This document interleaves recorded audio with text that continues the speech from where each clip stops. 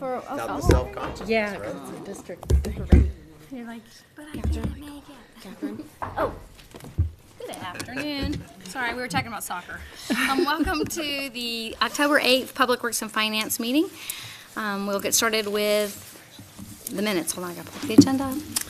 Move to approve the minutes as presented. Yep, I thought they looked fine as well. Me too. All right, so the minutes are approved, and we get to now move on to item 2, disbursement report for September 20th, 2018. Yep, so looking at the month end for September 30, 2018, our major expenditures totaled $2,299,357.20. Our largest expenditure is payroll, which was $1,022,757. And we do have some major expenditure purchases that I'd like to note. For our Paradise Underpass construction, we made a payment of $69,749.50 towards our multimodal improvements for 3rd Street. There was a payment of $62,556.55. We purchased a new backhoe, which was split between streets and water, and the amount of that was $92,733. And we made a payment for our shelters, or bus shelters that we've been doing, for $129,855.56. Okay, They're all planned expenditures. Yep, so they it's were. not a- all right, so thank you. We can Surprising. just approve the report then, if there's no further questions. That would be the request, yeah. Okay, no questions, so we can approve the report. All right, thank you.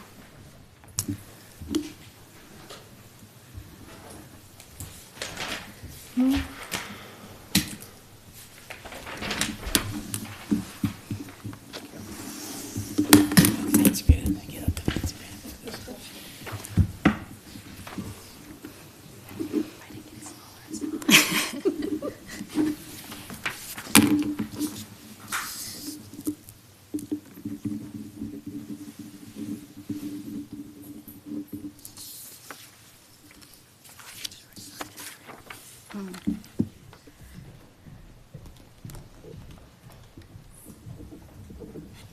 Thanks, Sarah. Yeah, thank you. Just coming from. All right, item 3, public meeting proposed lot division at 209 Rodeo Drive. Hi, Leah. You're gonna pull up. Do you want to pull up? Okay.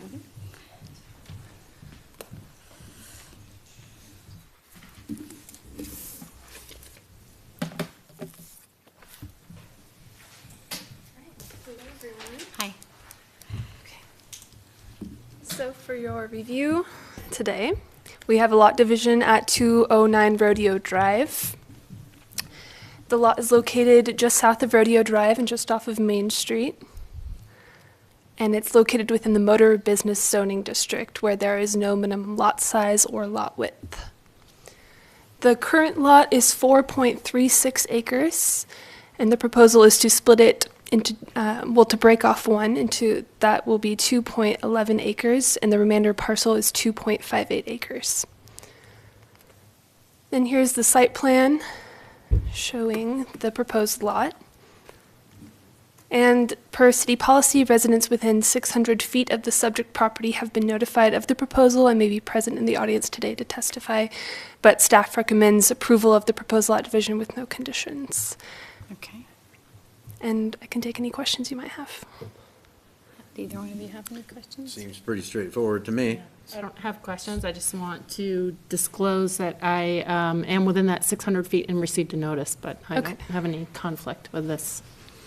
All right. Oh, okay. Well, we'll see if there's any public comment. If there is any public comment pro or for or against, is there anybody that would like to come forward?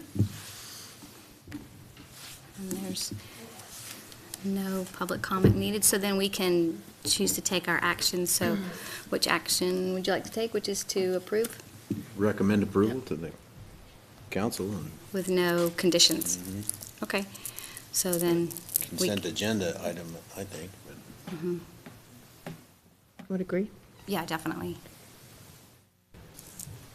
So on to consent agenda, okay, with approval with no conditions. Thank you. Okay, fourth item, Police Regional Housing Needs Assessment has Jen listed, and then, And I'm sorry, I should have had Gina and Paul listed as well. I might oversight on the preparing the agenda item. I'll just let Gina Trucio, acting as the executive director of PEP this afternoon, Okay. and then Paul Kimmel is one of the PEP board members. okay. I'm perfectly comfortable being a sidekick if you would like, but yeah, really usually from 8 to 5 I act as the economic development person. Hi.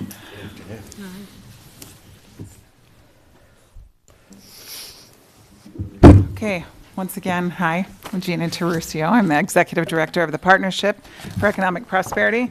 This is are you the vice president of PEP? Yes, I am. Thank The you. vice president of our board, Mr. Paul Kimmel. Thank you, council members and staff. So appreciate the time on your agenda today. So what Gina and I want to present to you is our proposal that is actually underway as we speak for truly a regional housing needs assessment for both Whitman and Latah County. So you have a packet, and these slides might be a little hard to read, but really the cities, as you might expect, and the universities and institutions all have a role to play. That's how we've approached and structured this. The cities, the two universities, and our largest employer, Schweitzer Engineering, as well as the economic development organizations, industries like Avista, Community Action Center, so forth. We're all trying to row in the same direction here on this one. And it really requires us, much like we behave with our airport, our water, our workforce, it really requires us to have this, approach this as a regional imperative. I mean, we essentially share a region of workforce, we share water, we share transportation infrastructure, and we really wanted to approach this housing study in a regional collaborative sort of way as well. For some time, and some of you have been aware, it was at one of the more recent regional quarterly breakfasts, you were presented with some ALICE information. And this has been weighing on our company, Avista, as well as many others in the community, what we do with essentially 50% of our workforce is considered working poor. Housing is a large cost driver in that. And as we have seen and still see, sometimes the economics and costs of housing pushes that workforce further and further out from where they work. For instance, Schweitzer, they have employees that commute in from places like Malden and Tico, or clear up in Harvard and beyond. Yeah, Deary. If I can back up for a second, ALICE is Asset Limited Income Constrained Employed. That was actually a question from one of our compatriots. Art emailed me today and asked about it. So it is a demographic acronym. And if you can see by that slide, those are some of the major cost drivers for our working poor, but transportation, what is that? It's on the packet. Oh, okay. Yeah, good, it's great. in Thank the you. packet. Good. It's just really hard to read. Sorry. And again, as I said before, housing and transportation are really tightly linked. And as we continue to push through housing prices, we push that working poor out into those rural areas. It gets even more difficult. And the cost of fuel is not getting any less. We see potential initiative in Washington with 1631 that could add additional transportation costs as well. And what we've also seen is some of the substandard housing, not only here locally, but in rural communities. It may be cheaper to rent, but the operating costs, the energy costs in those homes, strips any kind of cost savings with rent. Right. There's another study. This is the National Low-Income Housing Coalition, and this really looked state by state at the high cost of housing and how it impacts a family budget after your other costs, food, medical bills, and other necessities. And it's really, this is more approaching a business that we're finding it, housing unaffordability is really starting to impact our workforce. And in Idaho, they calculate what they call a state housing wage. They do this for all the states, and they estimate a state housing wage, and this essentially would put you in I think it's a one-bedroom apartment. You would need a wage of $15.44 for that. And if you can see on this screen up here, the number of hours you would have to work to afford that would be over 40 hours a week at that level. The alarming part for me on this slide is that it takes 2.1 full-time jobs to afford a two-bedroom rental home. in Idaho. That's a scary picture if you think about that. You know, and these are the largest demographics that we have here in our county. So it is very scary to me. And if you look, go back to, and I don't have a slide of this, but if you go back to the Alice report, they talk about Idaho's workforce is almost 80% what they call maintainers. So these are many jobs that pay less than $20 an hour. So, and those are a lot of people here in Moscow as well as Latah County. In Latah County specifically, it is retail and food service establishments, hospitality. You know, those are the students working their way through school, or the place-bound spouses, or the maintainers, the young families that are just trying to make ends meet. And then in Washington, of course, it's skewed a bit from the west side, but it's $26.87 an hour. But if you drill down, so I don't have that slide, but if you drill down, you can look at eastern Washington and actually into Whitman County. It's more like $16 an hour, so pretty similar to the Idaho average. But again, that's like, 66 hours of working a week. And at this rate, it takes 2.3 jobs to cover that kind of housing cost. So again, out of balance. Definitely compelling story. So we've been talking about this as an economic development organization with our employers, with our cities, with our universities, our hospitals, et cetera, and our service agencies like Community Action. How do we address this? How do we really approach this in a holistic, regional, collaborative kind of way?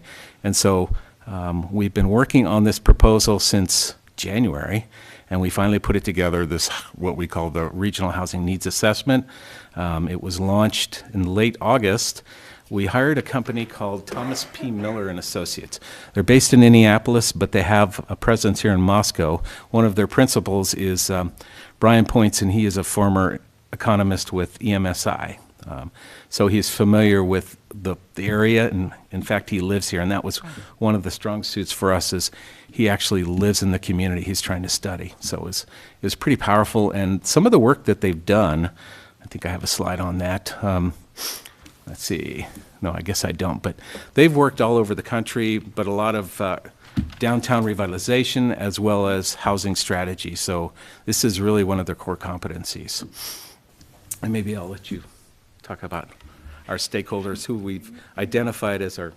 Well, we found that, PEP's been around for about 2 years now, and we found a lot of the same information coming from the outlying communities. We need broadband, we need some housing discussions, things like that. And we found, as we collaborated with our cohorts, that it's coming from a lot of the other places too. Whitman County was hearing the same thing, City of Pullman, City of Moscow. So we put together a list of stakeholders and people, the shareholders that would have been involved in this sort of solution finding path. City of Pullman, we're being optimistic today, asking for the City of Moscow's participation. Both universities, both counties, Schweitzer Engineering is also funding this. SEWIDA, the real estate development community, Avista, and really any others, Moscow Affordable Housing Trust, they're not necessarily funding, but they are definitely big stakeholders in this process. So similar to the way that we are with PEP, it is very open, very collaborative, very transparent, and we need to find a solution. And I guess the way, if you want to think about it, it's really, there have been studies done, I'll grant you that, by different agencies with a more narrow focus. They're focused on fair and affordable, or they're focused on something else. We really needed what we called a sophisticated understanding of the problem to really create a sophisticated solution to the problem. And that's why we said, no, let's make it focused on Whitman and Latah County. And that's how we've approached it with our consultant, and hence you see the large group of stakeholders. And I wish Brian was here because he could talk about some of the engagement that we're planning. We're identifying people every day. He's already worked through a literature review. What are those studies out there? How can they inform us? How can they add to our study as well?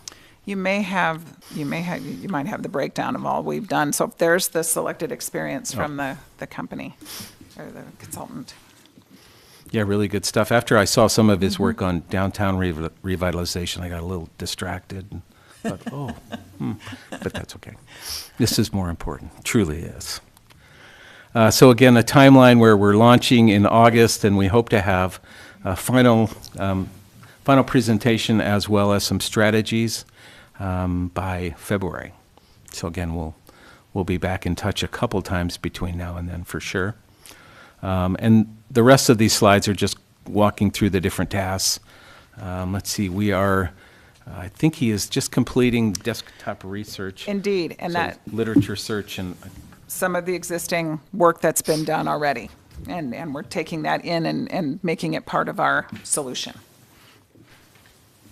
And some of this will be both quantifying numbers as far as housing stock, availability, rents, and so forth. But what I really like about this study is it's also going to look at qualitative work. So we're actually going to do windshield surveys in those communities and say, yeah, the quality of housing is fairly substandard or non-existent. We're going to look at everything from mobile homes as well. So. Yeah. And then again, looking at demands, what's driving our population economic growth, what are the trends looking like? We see growth at WSU, at Schweitzer, in the city of Moscow. We see growth here in Pullman and Moscow as well. So trying to project what that future growth looks like and then build strategies around, well, how do we build for that? What are they looking for? And then some of the migration patterns. We continue to see fairly strong migration into the inland Northwest, mostly from California, West Coast. That will continue. In fact, Greater Spokane Inc. Is spending about $500,000 right now marketing to the west side of their own state, telling people, hey, you come to the inland Northwest, you can give up the 2-hour commutes. We'll see some of that benefit down here. We already do now, so. And again, stakeholder engagement, that will be coming up. We'll look at everybody from you all as elected officials to our banks, our mortgage brokers, developers, real estate community, major employers, as well as talking to residents. I have already asked the question if we could have more than 15 interviews, and if we were able to maybe have more focus group interactions too, because I know our communities well enough to know that 15 interviews is probably not going to be enough. So we have already secured, he didn't even kick and scream, he was pretty excited about the idea. That's So. not going to work. No. It's an engaged community. We should engage with them. Exactly. Yeah. Again, here's an evaluation of existing inventory, and then some of the analysis, diagnosis, some benchmarking. This is really cool. So he's going to benchmark us, compare us to other communities of comparable size and demographics, workforce, probably some university communities, obviously. But that will help inform us. What are they doing different, better, worse? How can we take some of those best practices? And then a SWOT analysis. Where are their weaknesses? Is it availability of land, developable land? We need a couple new mobile home parks. I mean, I think we do. I mean, part of what drove me to this is what we've seen happen at Syringa. Where did those people go? I mean, they found places, thankfully, mostly, but it wasn't a good process. I think we all agree to that. And then final reporting. We'll see that again in February. So again, some of the questions that we're already asking, what are the issues? We'll ask you what are the issues you're most curious about with our housing? What does success look like for you in this project? Are we missing issues? Anything else? And what are the next steps? And part of the cool part, because Brian's firm, Thomas P. Miller, they work with communities and they actually do build strategies. And that's my commitment to you, and I know PEP's commitment is, it isn't going to be a study that sits. We're going to take action. We're going to build strategies. We're going to come back and challenge you to change your development code, challenge our development community to take a different kind of risk. Quit building what you know you can get a return on if we create a structure and a process that's predictable, that they can still earn a rate of return on their investment, but maybe a smaller, maybe more density, maybe more infill, those kinds of things. And that's what we're going to do. We're going to go out and we're going to challenge. And that's it. That's So it. We'd love your financial support. Certainly, Moscow is a large player in this study. I think you'll be really pleased with the findings. And again, if you have additional questions, we'd be more than welcome to answer. Okay, I know I have questions, I think, so we'll just go ahead and get started. Committee members? This is obviously a super complex issue. It's not just about apartments or, it's not just about housing, it's also about transportation, it's also about energy. There's a lot of things that play into this, how we make it affordable for people to live in these counties. And there's more questions than answers, for sure. We've got a situation where it's a private enterprise thing to build housing. We're not, as the city of Moscow is not going to build a housing complex for people to live in inexpensively. So, like you say, you have to come up with a way to get developers. You have to make it so it's a return on investment. If we come up with some sort of a strategy that builds low-income housing inside the city and competes with investments that have already been made, then you're not really helping yourself with the development community. So we've got to figure that out. And I'd be very interested to see the strategies that have come up in these other communities, examples of strategies that have been maybe implemented and how they've turned out. That would be something. That's my biggest question: is what's been done someplace else? And we have the same thing going on in Blaine County, where people can't afford to live in. McCall, another great example. Yeah. They're Valley County's really the same way. struggling, Yeah. So you have information that you could present us or provide us with about how those strategies are maybe being implemented in these other places with a similar problem? Right, so That- part of that was to look at those comparable communities and what are those strategies that are successful. We'll also look at what are those current state and federal funding sources, the programs, the housing programs, and how other communities in Idaho are using them, working closely with Idaho Housing Finance Association. So I don't have anything for you today, Jim, but Well, Yeah, but I'm not for sure. expecting you to yeah. throw You know, that it's down a- right it's- now, but it's- that's something that I'd be interested Yeah. to see as we move forward and try to decide what's the return on investment for the citizenry of Moscow as if we put funding towards this, how do we get a return on investment? Absolutely. We have to think about that as well. Yeah. It's a fine line, the role, obviously the role of government and private enterprise and development, but there is a role, obviously, You set the development code, the building code, those are city employees that make those kinds of decisions. Subdivision ordinances. Can you change up densities to encourage smaller, tighter side lots and maybe create some new incentives around how you charge for hookups? Water, sewer, those kinds of things. Things that are driving, you have to look at what's the average cost now? I couldn't tell you what the average cost of a building site in a Moscow subdivision is, but it's pretty crazy expensive. I'm So sure what? Mr. Belknap could tell us that. Yeah, I'm sure he could. Does he want to? He's not moving. Okay. But it's crazy. So you have to take that apart and see what are those elements in that, and it's like, wow, hookups are 20% of that cost, or is it just lack of availability, that our supplies are so limited that it's just really fixing that cost high? Yeah, I see, like, there's marginal farmland in the county that could be used to construct things on, then we have to deal with the transportation piece to Right, make that right. affordable.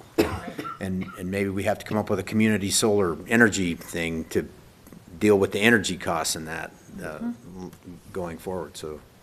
Actually, we're There's looking a lot of at pieces. a low-income solar program right now, so, yeah. Because that is, like I shared earlier, energy costs are a big piece of the pie in some of these Yeah, if you can- older homes. If you buy a little old house in Potlatch, but it costs you twice as much to heat, and you have to drive back and forth to work every day. and Yeah, it's not, it you're not doesn't going to save you win. money. You're not going to win, yeah. Yeah, you're kind of a good lead-in when you referred to the benchmarks, because that was one of my questions as far as what the report will include. I know this is very brief, so benchmarks, just comparing as far as a report that says here's where we are percentage-wise compared to comparable communities, I think is interesting, but what I think is much more useful is, okay, those that are up higher, will their report include the qualitative descriptive things of what they are doing that's different than what we're doing? Because ultimately, I think we all know it's a problem, but it's the solutions we've been talking about. Exactly. Really coming up with solutions and incentives, and is where I think we're all most interested in investing and knowing that that's a good return on investment to actually try to solve the problem. So Right. how much of this will include what do we do about it? We know there's a problem. And more details is always useful. But on the surface, it appears that it's mostly just data to support that there's a problem, when I think what we really need is what do we do? We know we have a problem. Yeah, I know exactly what you're asking, and Okay. yes. Yeah, I believe this study will provide some of those, well, I do know that, some of those strategies, but like we're all hearing is, yeah, been a study here, there's been a study there, but let's really focus on our communities in this region, and let's understand what's driving the housing market, where those costs are, where the deficiencies are, where are we doing things right, and then where we're doing things wrong, let's figure out other communities, the benchmarking, and grab some of those strategies and put those in place.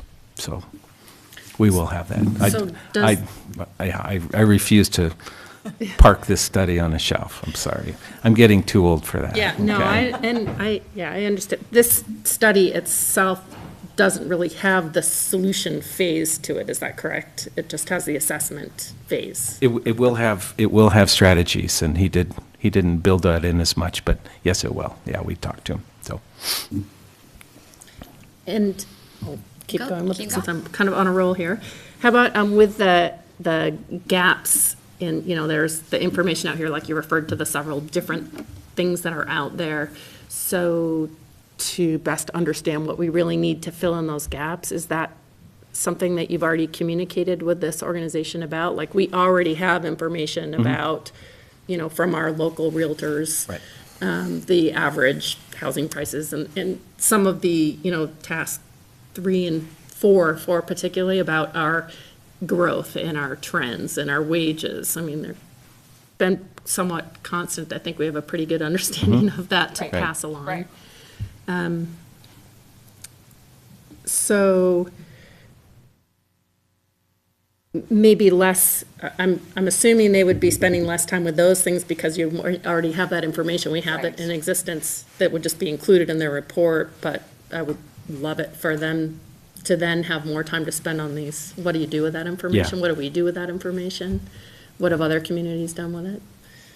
But I guess going back to my question is it know what the gaps are? I'm sure we don't have all the information that we need to solve the problem. So are they being directed to is it the little communities out in the counties that we don't have information on? I would say it's probably both. There's probably gaps within Moscow that we're not aware of, and then also definite gaps in the outlying communities. That's what we've encountered as PEP for the last year is just a surprising amount of, well, we don't know that answer yet. To answer your question about will we have plans, or will we be able to direct towards gaps? I think as we go through the process of researching this to start with, we will be guided by what we find. And it's that qualitative side of it now then too. It's the interviews, it's the focus groups. We may research and find 10 gaps and then have a focus group and find 3 more. So I think it's important to have both sides of it almost at the same time, so that we can continue to drill down to where we feel like we've gotten to potential solutions. Just to let you know, council members, we do have a steering committee. Bill Belknap is on that steering committee, as well as Pullman city officials and community action.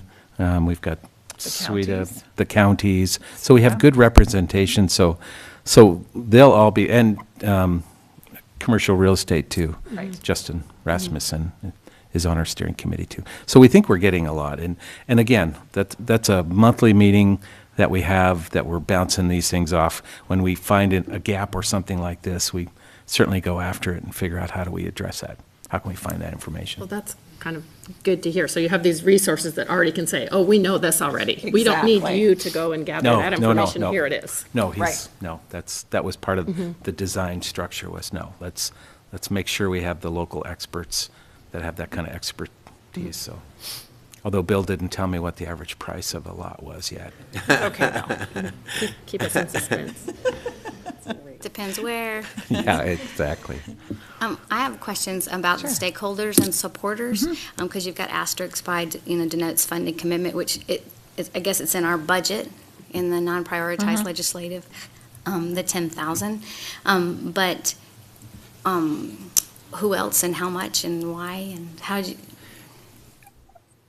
Go ahead. Okay. Go ahead. So when we first approach this, certainly our largest stakeholders, or those with the most skin in the game, are the two communities and the two universities, and our largest private employer, Schweitzer. So they've all committed to $10,000 each. Okay. And then you're others have hoping- committed to $5,000, $2,500. There will be some additional costs, and if we have to go out for some other work or something, that's, some of that additional funding can be used to do that, but. PEP will be funding part of it as well. We're a funding agency. So my question had to do with PEP, actually, because when I reread PEP's mission, it talks about economic development, and I understand exactly what you're saying about tying it together, but I need to hear, it doesn't go with the mission statement of PEP. So when you talked about this past year, when you've been visiting communities and all that, so does that mean the mission of PEP has changed? No. It's just you've No. gathered. Well, when we spent this last year building those relationships with the outside outlying communities, and we hear a lot of the same needs: broadband, housing, workforce, retraining, all kinds of water. We hear a lot of water needs too out in the communities. So that is economic development. All of those facets are economic development. So. Am I being clear? Well, a few weeks ago, just to let you know, I'm not sure if any of you attended, we had the Idaho Economic Development Association. We had an economic summit here at the university. And we focused on 4 high-priority targets. One was broadband, one was workforce needs, one was small job and entrepreneurship creation, and the last one was housing, because it is a major economic driver for our communities, our employers. If you talk to Schweitzer employees, it's like, yeah, we can't afford, their line workers can't afford rents now, so they're getting pushed out. So that's, when I approached Dr. Schweitzer and talked about this, it was, yeah, he has been complaining and concerned about the housing availability, costs, choices, everything, well, probably for the last decade. And so we're finally starting to address it from a workforce and an economic business standpoint. So that's why you see PEP involved in this. I mean, certainly a city or the university could approach it, but really, if you look around communities around the country, it's typically their economic development organization that drives studies like this. So then, that's not uncommon. when you get the answers, then it's to go to our planning and zonings and to the housing. So then you're trying to take the information that you've collected with actual reasons to change zones or to change requirements? Is that what you're, That's is part of that it, what sure. the goal is? Yeah, I mean, if we Inform it. It's not necessarily, it may be that we find out through the process that a zoning ordinance and something else are right through the process. That's awesome. We'll leave it like it is. That's a good supporting moment. But if we find out that 5 zoning ordinances are problems, then it is rationale and it could be a good action to change those or to take a look at those. This is informing our future. This is helping us know what we can do to address the housing issue. And when you addressed housing, how come, because that's what Jim and I, the reason transportation came up is, how come transportation wasn't part of? Well, it is. If you see the Alice slide, they are tied together. But again, housing is a big enough elephant for us to try and manage. But I think it's pretty clear that transportation and housing are pretty connected at the hip with this. So, But maybe I'm not answering your question. Well, I just couldn't understand, after reading the presentation, and I'm not discounting anything that you've done or any of the collaborative things that you've done to see the problems, because you're at meetings and you do things during a day that I have no part of. But with the information that was in the packet, that's the information that I've actually seen. There's nothing new here that makes me realize the next step of what you're trying to pursue. That's the part I'm having trouble with. It's not that I don't think that there can be something done. I'm not getting it with what you want to do. And obviously, we budgeted for it, so you presented, to city staff to say that you were interested in doing something like this. We haven't, to be able to get the non-prioritized legislative 10,000 request, which, I'm interested in as well as a city council member, I'm impressed. So what did you do? Because I'm not seeing it here. That's what I'm asking for. Well, how about if we come back to you with more specificity? With strategies and, Sure. that's what I, Yeah, that's I fine. think that's where she's We can going do with this that. too. And maybe What's what our has- strategy, once we get this information, Right. what's our strategy to Absolutely. make this pay? Yeah. Does this lead to? Does it then come to the city, or where does it go? Sure. How does this Yeah, okay. lead to the next step of solutions, easy. which is That's- ultimately what I know you all want? Yeah, this is exactly. just the study that helps, like I said, give us a more sophisticated And had understanding. you of- hadn't talked to the commission, the Fair and Affordable Housing Commission? You We did are- already. What did they say? They're in favor of this study. Yeah, there'll be a- They'd like to be a player at the table with us, and they are. Oh, yeah, absolutely. Maybe this is more Habitat. of a question I mean, for we're talking Elisa. a lot of these agencies that provide some form of housing. Absolutely, they're part of this process. Yeah. So, Maybe something that would come from this would be specific grants that we could apply for. And this is maybe, something that you put up some capital that you can use to get those grants, is what I'm thinking, and maybe that's a question for Elisa. Maybe she knows specific things that have been applied for by other communities, and if they've had certain information, it put them in the driver's seat, or at least in a better position to get that money. I just don't know what those are. Yeah. That's what I'd like to see yeah, that. so there are some pretty interesting public-private partnerships around housing development. And that's certainly something we want to look for, because it can't just be the city going after a grant. There's gonna have to be some private investment as well. So, absolutely. And it has, I know both of you have worked very diligently and have had a lot of dedication around this subject. But on this end, there's just more, because $10,000 is $10,000. And we all fight for that $10,000 because of where it's located. And so that's just what I want, more of what you're talking about. Right. Yeah. And then I was just curious, you said Bill Belknap was on your steering committee. Is one of our council members too, I know you're wearing the PEP hat for this, but does Ann sit on it because she's the liaison? No? We haven't considered it, but I wouldn't see a problem if there's interest. Absolutely, yeah. Yeah. I just didn't know, is that's- it fluid, or is, It- do you have Everything outline? is fluid. Do you have Absolutely. members from other communities that sit on the Yes. steering Yes. committee? Yes. And- Yeah. Yeah. Yeah, I just remember how we dug into the entrepreneur boot camp people. Do you remember that meeting? That's what this feels like. Remember how we wanted more from them in the presentation so that we can make a better decision for the next step? That's where I am.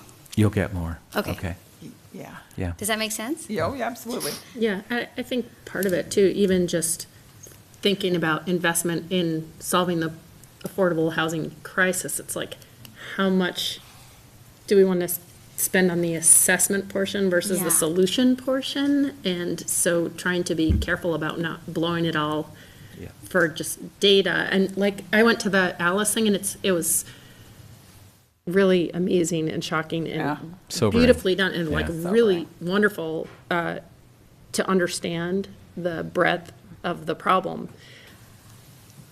But it didn't accomplish what do you do about it. So, so I don't, want this to be the same kind of thing. We have a better understanding now in more detail what the problem is, but we're still That is not our making goal steps as well. towards what do we do about it?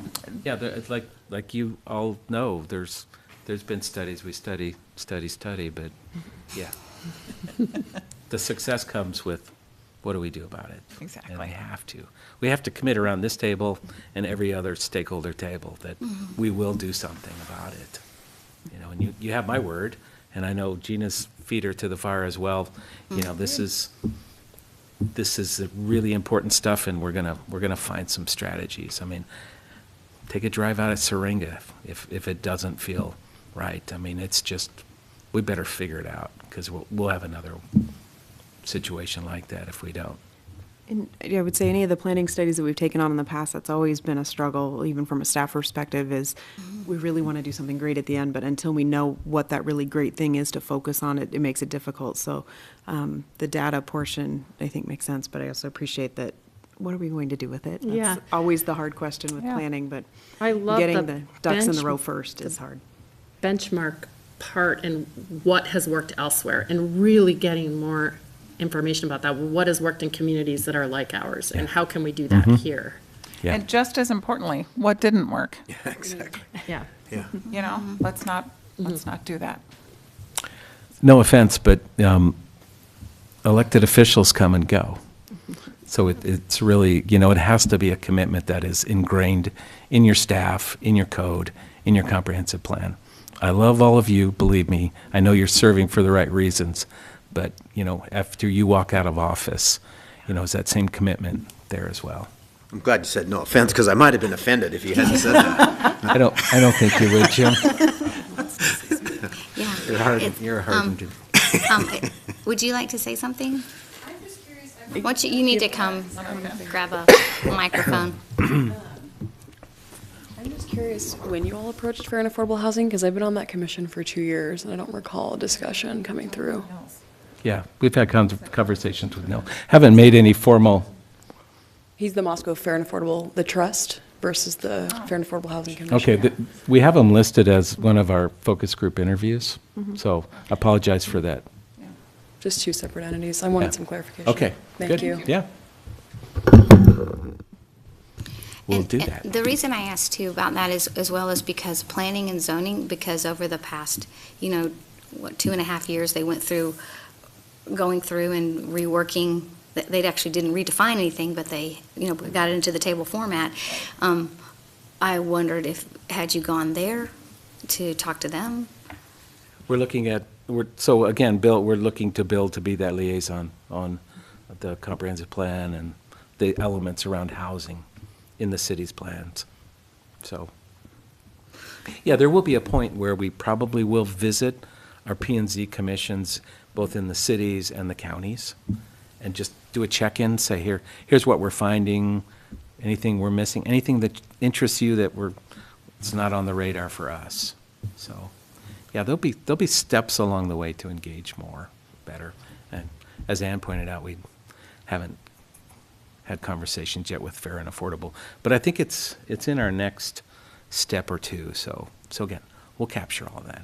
Okay. Yeah, and I think they did present something relatively recently, I think in 2017, related to this. Fair and Affordable Housing Commission did. So I can't tell you exactly what that is, but, Oh, I mean, okay. they certainly have some information Yeah. too. Exactly. That they've gathered. Exactly. I just was going to reiterate that we don't think, or Bill Belknap checked for us actually in fair and affordable housing, and I think the Moscow Affordable Housing Trust as well. Any local groups haven't done a survey or survey is the first word that comes to my mind, a planning approach that's been as in-depth as this for the region specifically or Moscow specifically. So they would have information that would certainly inform it, but they don't have anything that would be at the same, so it would be the same type of approach or same type of information gathered.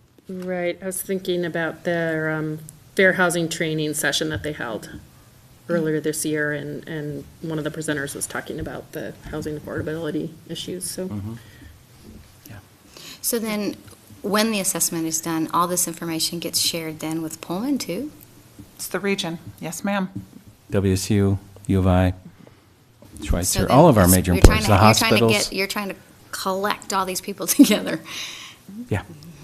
It's a big enough issue. It deserves to be a regional issue. Oh, yeah. Oh, and I noticed that the counties don't have a little star. Have you Yeah. just not Yet. approached them yet? Yeah. Or you're still working on them? Yeah. Eternal optimist. Yet. Well, where are we in terms of a decision then? Do we recommend approval of financial participation, or wait for more information, or give staff further direction? What do you want to do? Well, I think it needs to be forwarded to the full council for discussion at the next meeting. Certainly, at that time, I'd like to see something that translates what might come out of this to return on investment, if you could do that in some way. And I think maybe what's happened in other communities, maybe that's where you come up with the benchmark for that. Like the other studies that have been done and the action plan that they've come up with, and how has that improved their economy in some other location. If We'll we try can to have give you that, a I think it's couple. an easier sell if you have a return on investment. You know, this is our internal rate of return on this investment, if you will, then it's an easier sell. Absolutely. But I think it should go before the whole council as this, a similar presentation, only with perhaps some desired outcomes. Okay. Did you have anything? No, I think that's what, when, Paul, you were talking about, yeah, you could get that information added and. Yeah, how soon are we talking, though? We're talking next Yeah. week. That could be a problem. That's why I came up and said, yeah, there's no way you're gonna be able to have that information by next Monday. I'd suggest putting it off to come to council like a month from now or something. Does that give you We'd plenty be, of cl- time? we'd be closer to a, Well, and, Otherwise, the same questions are gonna come up and Yeah. we're not gonna. yeah. Well, that's why I Oh, wanted. and I was she said- assuming that they had done other studies and had strategies in place that were functional that you Well, could we can cite. pull some of theirs as And that well. wouldn't be, Sure. that wouldn't be difficult to do in a short time frame. I'm not suggesting that you come up with the strategy that we're gonna use here in a week. I'm just, what's happened someplace else that a similar study is done, what strategies have been adopted, and did they work? Sure. Because if you have, you only need a couple examples of that, and then it's a much easier sell Yeah. Okay. from a return on investment so standpoint. do you want to try and do it in a week, or do you want to wait? Let's give it a month. Okay. And then, because Bill, because you had referred to Bill too, is he part of the data collecting that you need? So, Yes. Bill, I was Yes. going to ask you, is that work out for you time-wise too? Because it sounds like you have people and pieces. And if we that- want to maybe clarify if we're looking for additional data Yeah. for the assessment, because we're really talking about the process of the assessment and the strategies that may come from that. I think that's more of a reference type call, other types of communities that have done a similar project, what are their outcomes? Versus if you're looking for specific data to go into this. And so that direction would be, I think, helpful at this point too. I think it's more or more detail about what this study will provide as far as the solution portion and the suggestions when they gather all that data. And maybe, I think what Jim was saying is, and you could give examples of that portion of their report that they've done for other communities. Okay. But that's what I was, What did you want to, because they had referred to you in terms of a portion of the contributing And I collection provided all of the background information. data to the consultant, so all of our historical information that we have about construction activity, valuations, and other zoning code amendments we've done to try to promote affordable housing. So that's all been provided to the consultant. so I think it's giving them an opportunity to expand on what they will give you at the end, other than just data. Yeah. Right. Kind of a teaser, but Yeah. but with real examples, Yeah. real success. Right. I understand. Look at some references. Right, that makes sense. Good. Yeah, so- I think a month is not, not Is that okay not with too y'all? far out. We're not going to solve the That's- problem in a month or a year. We're not going to solve the problem in probably 5 years, but I'd like we to. can get going in the right direction. in that Absolutely. amount of time. So is that the time frame that you would like? What? Yeah. A we- month? That's Is that fine. what you Yeah, prefer? that's fine. Something Yeah. that like that? Yeah. Okay. That won't Great. mess up what you're trying to do or the people that you're we're trying fine. to talk We're with. going to continue Just and talking. work yeah. and start our interviews and those sort The of things. funding so. is there, I mean, it's just, we would love the city's financial participation, so, What do you mean the But, yeah. funding's there? I mean, from our commitment from our other stakeholders. So. So again, potentially, we don't have to give $10,000? No, we have it fixed that we'd really like that 10,000. Okay. Sorry, I misspoke. Lane. Yeah, well, that's why I'm But no, asking. we wanted to get this moving just from a timing standpoint. Okay. Yeah, I mean, we've been kicking this can down the road a long time. You know, when they first approached us in January, and then we just like, okay, let's start talking with our stakeholders and getting some information. And some were like, you know, I posed it to Stacy Pearson, the VP of Finance and Administration at WSU, and it was like, yep, how soon can you get going on it? Schweitzer, yep, how soon can you get going on it? So they were glad finally to hear that somebody was willing to actually take it on because of the breadth and depth of this whole issue. And the University of Idaho, too. So what happens if you get your $55,000 commitment with half of these entities? Do you just say, we're good? Or do you collect for a next phase, or? Well, good question. I don't know. I'm hopeful that we'll have some money to actually start implementing strategies, too. That would be the next piece. Yeah. With that, maybe even with the outlying communities and stuff, like that's what you said you're feeling and hearing out there. You know, it's, Right. there's plenty of work in all of the communities. I mean, really. Yeah, their budgets haven't changed at all. They've been stagnant for Oh, yeah. decades. Yeah. And they're Yeah. facing some big, big issues right now. Water is gigantic, just scary. We're doing some interesting things around broadband, too, in Whitman County, and then also Idaho Commerce is coming out with a broadband assessment and some strategies around, okay, so how do we start tackling this? And there are a couple communities in Latah County, Potlatch and Kendrick, that have done broadband analysis here in the last year. So again, they're kind of getting ramped up. So again, we'll start working on broadband as well. But housing, broadband, workforce issues, you know, those are all drivers for economic developers. Will you Well, let us yeah. know if you have all you need before you come to council in a month? We won't, okay? Well, Yeah, because I think that's, No, I mean. I mean, we want you as full participants in this, and I Yeah. apologize if I discounted your. No, I think what financial. happens is, this is like I said, you know, this is what you spend all of your time thinking about, and we can't get the depth of that just in the relation of these things, and so Right.